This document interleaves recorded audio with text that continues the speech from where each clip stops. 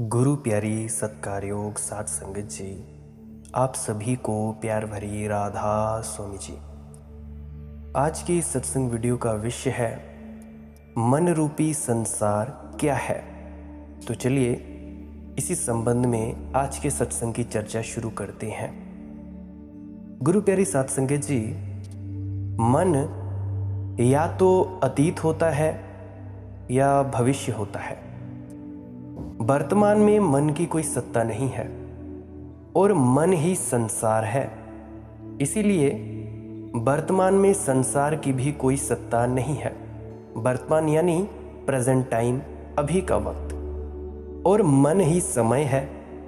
तो इसीलिए वर्तमान में समय की भी कोई सत्ता नहीं है। अतीत का वस्तुतः कोई अस्तित्व तो नहीं है, सिर्फ यादें हैं। जैसे रेत पर छूटे हुए पदचिन्ह, सांप तो जा चुका, धूल पर पड़ी हुई लकीर रह गई। ऐसे ही चित्त पर जो बीत गया है, व्यतीत हो गया है, उसकी छाप रह जाती है। उसी छाप में अधिकतर लोग जीते हैं। जो नहीं है उसमें जिएंगे तो व्यक्ति आनंद को कैसे पा सकेंगे। प्यास तो है, वास्तविक है, और पानी पिएंगे यादों का, क्या बुझेगी प्यास। धूप तो है वास्तविक, और छाता लगाएंगे कल्पनाओं का, इमेजिनेशंस का। धूप रुकेगी कैसे। तो अतीत का कोई अस्तित्व नहीं है। अतीत जा चुका, मिट चुका, और अतीत में जीना या भविष्य में जीना ही जो मन में विचार उठते हैं, यही मन रूपी संसार है। और ज़्यादा विस्तार पूर्वक हम जानेंगे। हम जीते हैं अतीत में, और इसीलिए हमारा जीवन व्यर्थ, अर्थहीन और थोथा है। इसीलिए जीते तो हैं मगर जी नहीं पाते। जीते तो हैं लेकिन घिसटते हैं। नाच गान नहीं है, उत्सव नहीं है, और अतीत रोज बड़ा होता चला जाता है। 24 घंटे फिर बीत गए, अतीत और बड़ा हो गया। 24 घंटे और बीत गए, अतीत और बड़ा हो गया। जैसे जैसे अतीत बड़ा होता है, वैसे वैसे हमारे सिर पर बोझ बड़ा होता जाता है। छोटे बच्चों की आंखों में जो निर्दोषता दिखाई पड़ती है, जो संतत्व दिखाई पड़ता है, वह फिर बूढ़ों की आंखों में खोजना मुश्किल हो जाता है। हजार तरह के झूठ इकट्ठे हो जाते हैं। सारा अतीत ही झूठ है। जीसस एक सुबह सुबह झील पर रुके। सूरज अभी उगा नहीं, बस उगने को है, और एक मछुए ने जाल फेंका है। जीसस ने उस मछुए के कंधे पर हाथ रखा। मछुए ने लौटकर देखा। सूरज की पहली फूटती हुई किरणें पूरब से जीसस के चेहरे पर पड़ी। उस मछुए की आंख जीसस की आंख से मिली और बात हो गई। बिना बात किए बात हो गई। आंख से आंख की मुलाकात हो गई। क्षण भर सन्नाटा रहा और जीसस ने कहा, छोड़ ये जाल, पकड़ ली तूने बहुत मछलियां, करेगा भी क्या मछलियां पकड़ पकड़ कर। जीवन में कुछ और पकड़ना है या मछलियां ही पकड़नी है।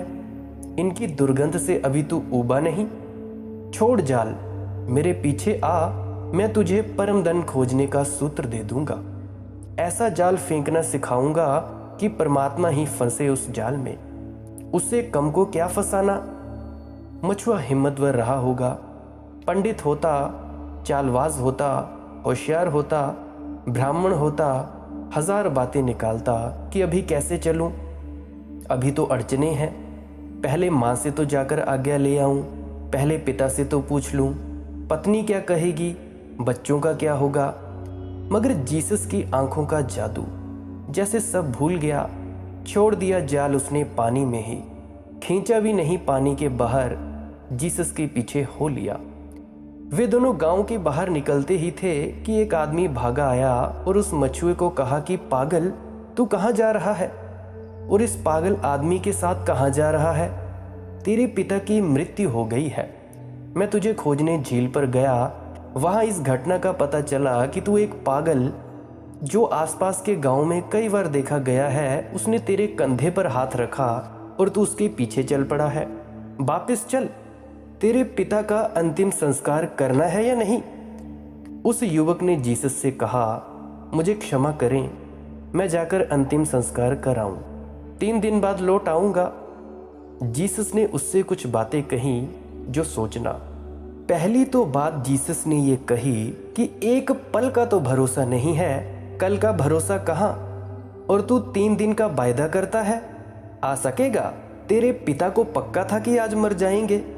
तुझे ही पक्का होता तो आज तू झील पर मछली पकड़ने ना गया होता। तू कल भी जिंदा होगा, 3 दिन बाद भी तू आ सकेगा। यह भी मान लें कि तू जिंदा रहेगा तो 3 दिन बाद यह साहस रह जाएगा जो आज तुझ में जगा है। आज जो किरण तुझ में आज फूटी है और फिर 3 दिन बाद तू आ भी जाए, ये भाव भी रह जाए तो मैं बचूंगा, मैं भी बच जाऊं, ये भाव भी रह जाए, 3 दिन बाद तू आ भी जाए तो हमारा फिर क्या मिलन होगा। अनंत अनंत काल में पहली बार हम मिले हैं, दोबारा का क्या भरोसा। उस युवक ने कहा, बात तो आपकी ठीक है, जवाब तो मेरे पास नहीं, मगर मेरे पिता का अंतिम संस्कार भी तो करना है। जीसस ने कहा, इसकी फिक्र छोड़, क्योंकि गांव में बहुत मुर्दे हैं, वे मुर्दे को दफना देंगे। गांव में कुछ मुर्दों की कमी है, अब यही आदमी आया है, ये खुद ही मुर्दा है, ये ही दफना देगा। मुर्दे मुर्दे को दफना देंगे।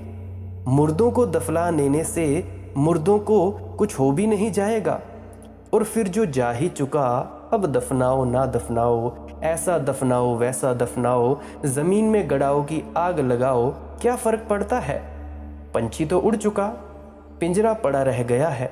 तू मेरे पीछे आ, अब अवसर खोने का नहीं है। पीछे की तरफ लौटकर मत देख, क्योंकि वही आदमी की बुनियादी भूल है। और हम सब पीछे लौटकर देखते हैं, हम पीछे से ही जीते हैं। हम हिसाब ही हिसाब लगाते रहते हैं, यह हुआ वह हुआ, काश ऐसा हो जाता, काश वैसा हो जाता। फिर इस अतीत के उपद्रव से भविष्य का उपद्रव पैदा होता है। उपद्रव निसंतान नहीं होते, उपद्रव संतति नियमन में ही नहीं मानते, उपद्रव भारतीय होते हैं। एक उपद्रव 10-15 बच्चे पैदा करता है, इससे कम नहीं है। मैंने सुना जनगणना करने वाले अधिकारी ने एक द्वार पर दस्तक दी और थोड़ा चौंका और हैरान हुआ।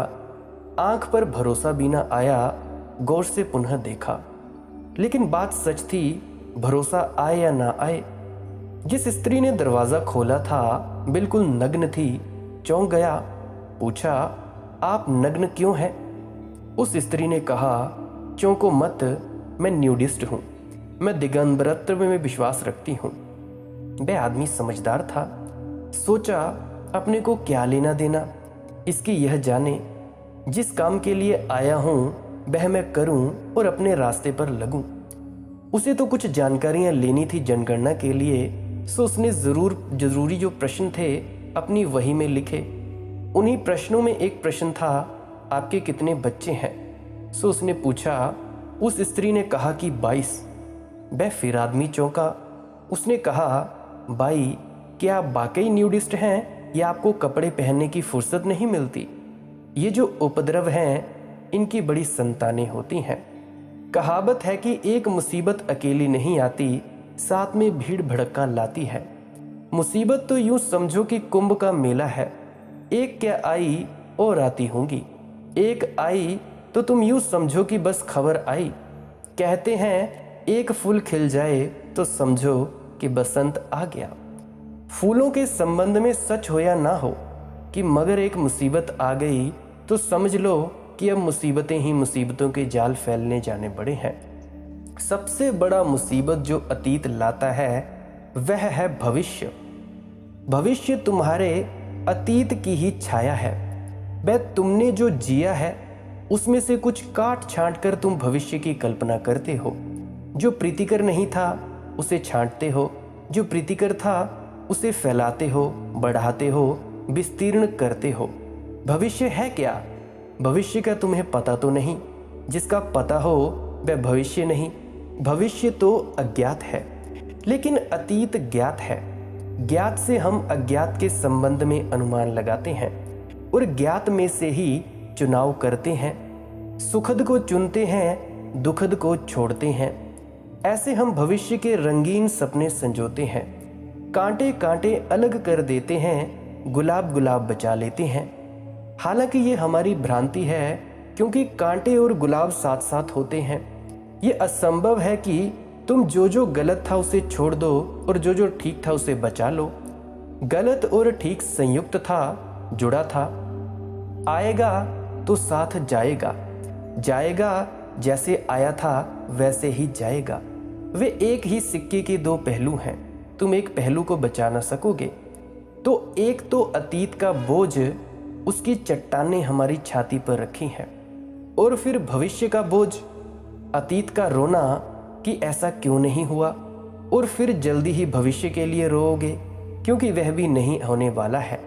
न अतीत तुम्हारे मन के अनुकूल हुआ, न भविष्य तुम्हारे मन के अनुकूल होगा। इन दो पार्टों के बीच में जो आदमी पिसता है, और दोनों की ही कोई अस्तित्व नहीं है। अतीत वह जो जा चुका अब नहीं, और भविष्य वह जो आया नहीं अब नहीं। दोनों के मध्य में छोटा सा बिंदु है अस्तित्व का, बस बूंद की भांति है। अगर होश न रहा तो चूक जाओगे। इसीलिए हम सभी को भजन सिमरन करना चाहिए, जागृत अवस्था में आना चाहिए और वर्तमान समय में ही रहना चाहिए। जितना वक्त आपने ये वीडियो सुनी, मुझे लगता है कि आपको एक एक शब्द समझ में आया होगा और आप वर्तमान में ही रहे होंगे। आज के लिए बस इतना ही। फिर मिलते हैं किसी अन्य सत्संग में, किसी एक अन्य टॉपिक के लिए। तब तक के लिए धन्यवाद। राधा स्वामी जी।